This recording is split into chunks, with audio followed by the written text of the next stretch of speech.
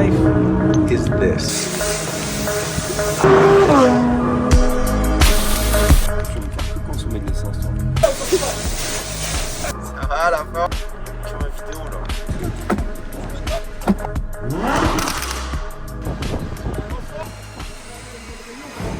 La team. Nouvelle présentation aujourd'hui, nouvelle vidéo YouTube. On va faire plusieurs choses. Présentation de l'Audi R8. On va aller rouler en montagne avec. On va la nettoyer parce qu'elle est super sale. Et on va faire aussi une petite présentation du centre à Perpignan. Hein, qu'est-ce que vous en pensez? Ça va être pas mal. Hein, aujourd'hui, on va s'amuser. On est entre collègues. Il fait beau. Il y a du vent, mais on a mis le micro. Donc ça va. Je suis parti en rap. Je suis trop chaud depuis que je suis petit. Ma mère m'a quitté. Mon père aussi. Je suis un peu chaud au niveau du rap. Donc Audi R8 2020. Performance, vous me l'appelez comme vous voulez, mais moi je suis italien donc du coup je dis performante. Céramique, full carbone, intérieur, machin, tout ce que tu veux, une config de fou, je te montre bien. Siège Recaro avec dedans le Bang Olufsen. Filme le ciel de toit aussi le frère, parce que ciel de toit, Alcantara surpiqué, genre config vraiment de fou furieux. La couleur c'est une Audi exclusive. Carbone intérieur mat, V10, donc du coup 620 chevaux, le dérivé de l'Huracan 640, ce qui nous ramène en stage 2 éthanol, parce que je vais vous montrer quelques petites images. Elle est équipée d'une ligne complète Quicksilver en titane qu'on a montée. Je remercie d'ailleurs le frérot qui m'a permis d'avoir un prix dessus.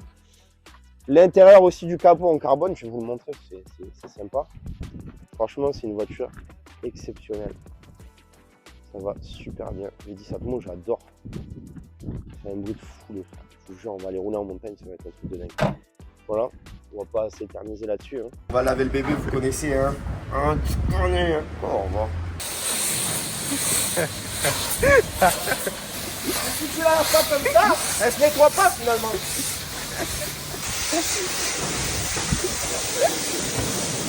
Horizontal comme ça et vertical comme ça. Ah, je vais laver la voiture du mec. Hein, Non. Ça lave bien.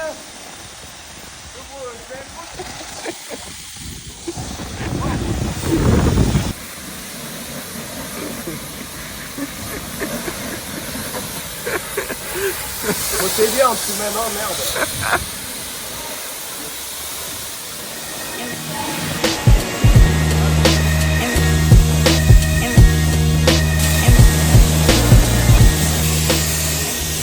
Ça les frères, je sais pas ce que c'est, mais quand t'as ça, t'es soit échangiste, soit t'as un appartement au Cap d'Agde, frérot. Ah, fais-moi le levier de vitesse. La team, on se retrouve sur des routes sympas. Je vous laisse écouter le bruit, c'est un truc de fou.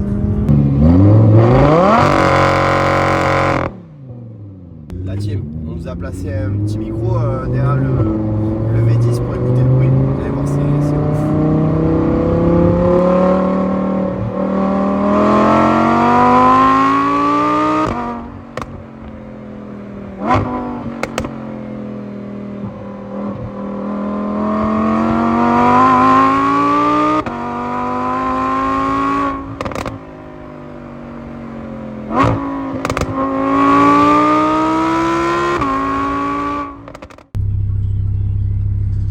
Ça c'est les frérots, hein, ils sont avec nous aujourd'hui.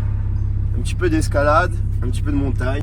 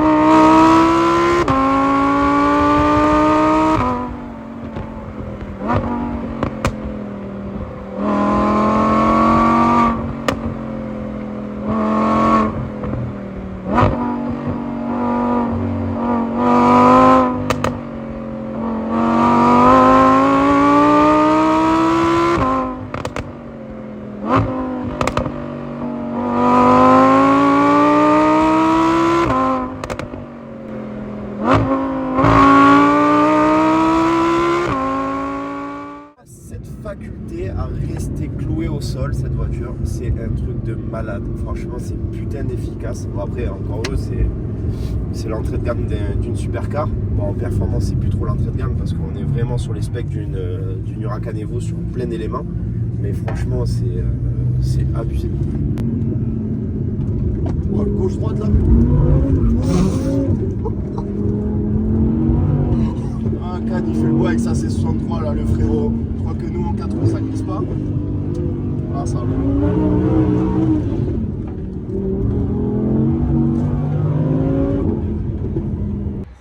Avant d'attaquer le sujet Perpignan, la team, je voulais rapidement vous parler de la prépa. Parce que vous avez pu vous rendre compte comment ça se déroulait un peu sur la route, comment ça marchait, le bruit que ça faisait. Donc sur cette voiture-là, on a effectué stage 2 E85. Donc du coup, elle est D4, DFAP, ligne complète titane, ça je l'avais dit tout à l'heure.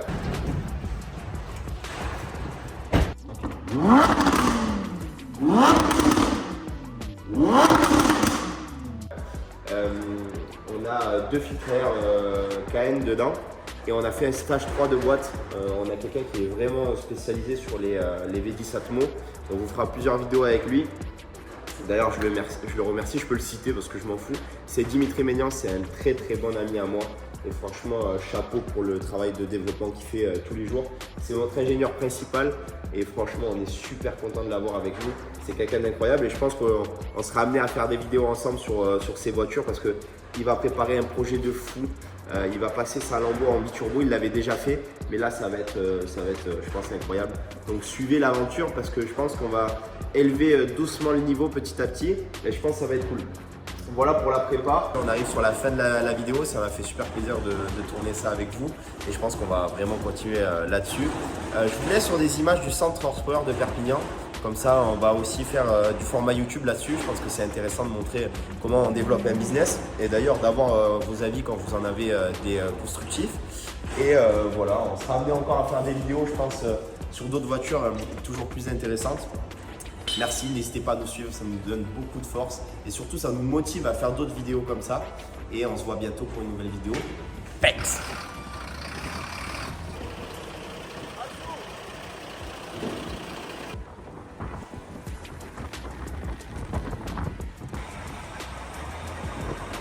La team, on se retrouve au bâtiment de Perpignan. C'est vraiment un honneur pour moi de vous présenter ça parce que c'est mon deuxième projet. Vous connaissez déjà le projet de Béziers qui est maintenant a pas mal évolué. Aujourd'hui, on rentre dans du concret parce qu'on prend un deuxième bâtiment dans une région qu'on ne connaît pas. Voilà, les lumières s'allument. Donc on est en plein travaux la team. Ici, on est en train de découper, c'était un ancien bureau où on va faire la partie secrétariat tout simplement, je ne vais pas être fou.